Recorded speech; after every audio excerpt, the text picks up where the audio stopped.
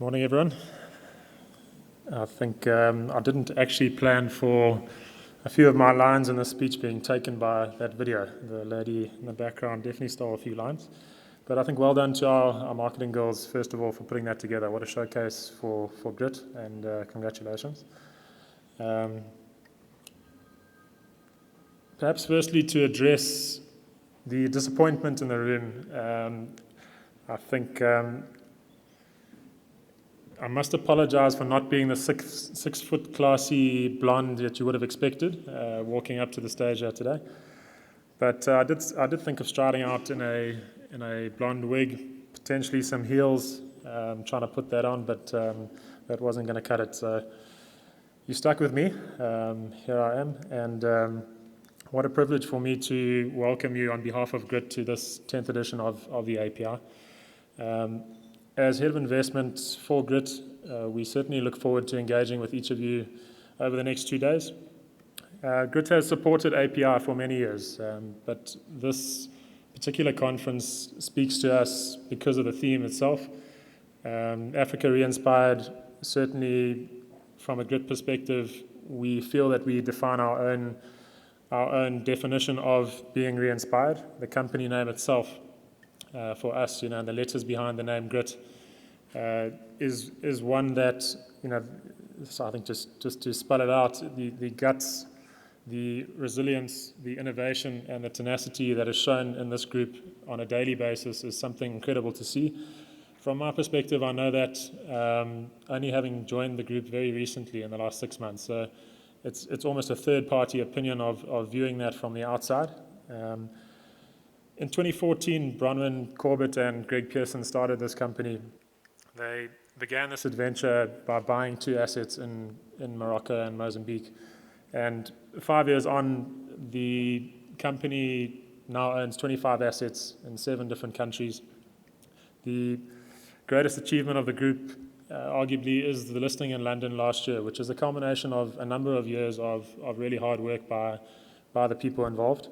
And it really does stand the company in good stead in terms of what it intends to do in the near future. At present, the company has access and has secured around $470 million of quality pipeline that it intends to bring into the company. And the importance of this is not only adding bulk to the existing portfolio, but the intention of the company is really to go to the next level and to add diversification to what is already an impressive portfolio, both in asset class and in geographical terms. In terms of the theme itself, in terms of Africa Re-Inspired, just a few key facts. 1.3 billion people on this continent, estimated 1.7 billion people by 2030, rapidly growing and rapidly urbanizing in these economies. Of the 10 fastest growing economies in the world, 6 of them are from Africa. In 2018, Ghana topped that list. Of the 10 most improved economies in the world, 5 of them are in Africa. $6.7 trillion of spend in terms of consumers and businesses in Africa by the year 2030. That is up from $4 trillion of spend in 2015. A median age in Africa of only 19.4 years. The opportunity that exists in Africa for us is in your face and something that can't be undermined in any way. To succeed in Africa, I think the founders of Grit will tell you that you need to be inspired, but more importantly, you need to be re-inspired, and that speaks to us in terms of the theme here today. The founders of Grit themselves will tell you about the challenges that have been faced along the way. I think in terms of the sacrifices that have been made by the founders to give the opportunities to the group of people that sit here from Grit is quite amazing to see. And the fact that they've been able to pick themselves up and advance forward and with even more vigor is one that really does stand out.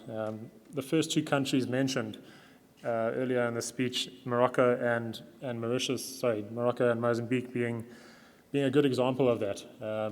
Morocco, Grit was heavily criticized for its initial investment into country. The the founders took a leap of faith into a country which was uncharted and unknown to them. But very recently, Grit alongside Gateway Delta has completed a refurb of approximately $25 million. The asset that Grit acquired originally will go from something which historically struggled to something which will be a benchmark and the sort of milestone for the group going forward. Similarly, a country like Morocco, in a recent RMB report on where to invest in Africa, moves up above South Africa, into second place on the continent.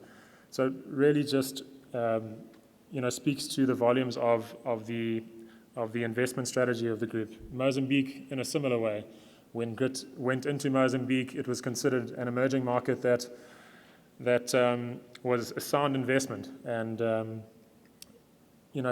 subsequent to that, what happened in terms of the macroeconomic downturn in Mozambique, Grit again was heavily criticized for staying involved, for reinvesting, for plowing further funds into the economy. Today, if you spend time on the ground in Maputo or in Pemba with the recent investment decisions that have been made by oil and gas giants, it's plain to see the activity, the exposure, the flow of funds that's taking place on the ground. And this is, again, testament to a long-term strategy in emerging markets, which really does make sense. So why is Grit and why is Africa unique? And again, I think Bronwyn should have probably proofread these notes before I came up, but this is really my take on having been at the company for a short space of time. What is the difference that makes this company thrive rather than fail miserably in Africa? What are the key differentiators of Grit? Why is a company like Grit pushing ahead when others are looking to exit? I think the first important point is that Grit has evolved from what it was. It's not the company that it was when it was founded. It is a company that has made mistakes along the way, and that is something that the founders will tell you right up front. But it's bounced back from each one of those mistakes, and it's in a position now to grow and really thrive in the market. The second point is that Grit is Africa focused, and it has a relentless and sole purpose to be invested in Africa. Unlike many others who have dual strategies, Grit has focused and dedicated its time into Africa, which is what we believe that the continent deserves. I think our view is that a lot of the companies that went into Africa didn't fail those companies, but those companies' investment strategies failed in Africa. Grit fails forward. So this is a sort of buzzword that is used around the office quite a lot, but the company does fail forward over and over again. Mistakes are made, but the company seems to be able to pick itself up and move forward, which is a key determinant of success in Africa, we believe. The strategy is tenant-driven. Again, this is something that in terms of Africa by nature and the cyclical nature of Africa, tenants will come under pressure, and that's something that we believe we need to expect. If the investments are made off the back of strong counterparties that you can trust, it becomes a question of how will those counterparties react when the market is in a downturn. It's not a question of will that asset struggle. It's a question of how much time and effort have you spent in forming that relationship and putting that tenant in place. The next point in speaking to that is about relationships. The founders have spent many years building relationships and establishing these relationships which provide us with pipeline. It's not an easy task to be on a plane the entire time and to travel in forming these relationships and keeping these relationships. But I think the challenge for a company like Grit and many other companies potentially in the room is, how do you keep those relationships? How do you manage those tenants and manage those people going forward for the long term? I think this is a bit of a weird one to read out, but grit shows grit. And I think if anyone has walked into our office in the last sort of 6 months, it's right there in front of you.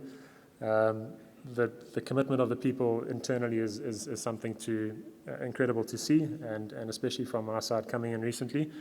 And Grit is about its people. So I don't know if it's something about the island itself and the fact that you can't escape, but the people are very tight knit, and and I think it's a key driver of success, because it does take dedication and hard work to get these things over the line. I think in closing, my wife actually asked me the other day, and my reply at the time was probably not a good one, but she asked me if, in general terms, how's it going, at Grit, and I think my answer at the time was something along the lines of, it's chaos, or it's hectic, or something poor along those lines. But I think what that got me thinking was, in terms of just delivering this speech today, was what an opportunity to answer that in a different way going forward in our corporate lives. It's, when asked the question about Africa, how is it, how is Africa doing? How is Africa moving forward? What an opportunity to give a really positive response on Africa, which is what is needed going forward in terms of growing this continent. I think we get bogged down in our day-to-day business, and we forget the privilege that we have in dealing on this continent. And if this was a Europe or a UK, we wouldn't be in a position to move the needle like we are when we invest into Africa. So I think personally, I've recently joined the group, and I see that in a big way in Grit, and we hope that many companies will follow in that direction. So I think on that note, we invite you to be a part of Grit's Africa story, to partner with us.